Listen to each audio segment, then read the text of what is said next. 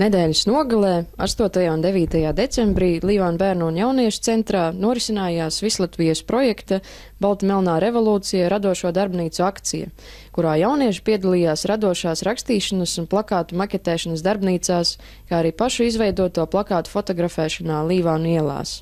Teksti veidot pozitīvi, uz lietām tiek skatīts no pozitīvā skatu punkta. Kritika ir iespējama, jā, bet tā nav ar moralizēšanu un nosodījumu, un noteikti netiek lietoti kaut kādi rupji un aizskroši vārdi. Luša ir vārda brīvība un radošuma popularizējoša kustība, kuras galvenā iezīme ir īsi un kodolīgi teksti, kas tiek rakstīti uz vienkārši, bet pārdomāti veidotiem melnbaltiem plakātiem. Sestdien darbnīcas dalībnieki mācījās izteikt savas domas, izmantojot īpašo Luša tehniku, lai paustu apkārtējai sabiedrībai savu viedokli par pasaulē un sabiedrībā notiekošo. Grupas dalībnieku vidū izkristalizējās ļoti dažādas, bet aktuālas tēmas, tādas kā savstarpējā cieņa, pozitīvās pārmaiņas, aktivizēšanās, saulaini ziemas rīti un stereotipu laušana. Jaunieši veidoja tekstus, analizēja un izvērtēja labākos, ievērojot 4 principus, kas ir oriģinalitāte, pozitīvisms, īsums un vispārinātība. Plakātiem jābūt gan vizuāli, gan saturiski viegli uztveramiem, lai katrs garām gājējs spētu uztvert to domu, ko plakāta veidotājs vēlējies pateikt. Es domāju, ka viņi iegūst spēju pastīties no lietām no citas skatu punkta.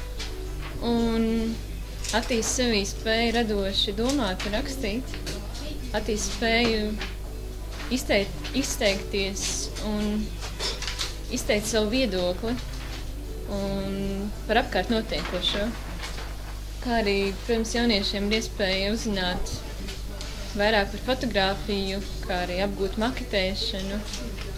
Šie te melnbaltie plakāti, jūs varat viņus atpazīt pēc fonta, pēc stila, pēc paraksta, Lušas paraksta.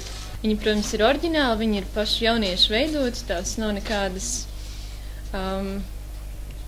teiksim tā, mūsu latviešu vai arī citu autoru kaut kādas atziņas, tās paši jauniešu domas un idejas. Un tas, ko jaunieši cilvēki vēlas paust pasaulē, un tas ir viņu viedoklis.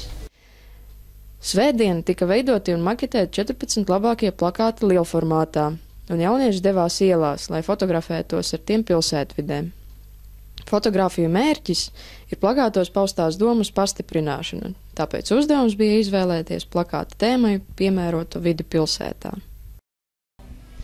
Pastāst, lūdzu, kas tev visvairāk patika šajās 2 dienās?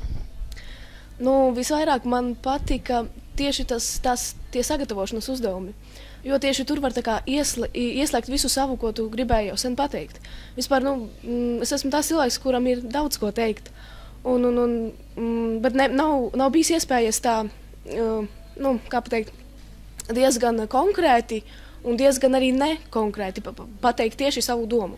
Un tāpēc tieši šis ir vislabākais veids, kā to izdarīt.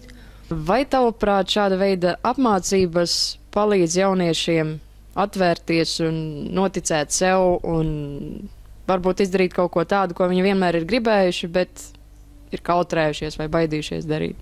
Jā, viennozīmīgi jā, jo šādos pasākumos ir iespēja sadraudzēties un atrast domu biedrus.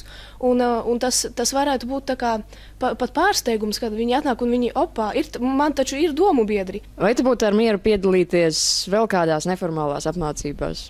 Jā, katrā, kas būs. Tad, kad tu iesāc, man ļoti patīk vārds aktivizēties. Jā, tad, kad tu iesāc aktivizēties, tad tu vienkārši esi jau aktivizējies un gribas vēl un vēl. Jā, tātad es vienkārši esmu atkarīga no aktivitātēm.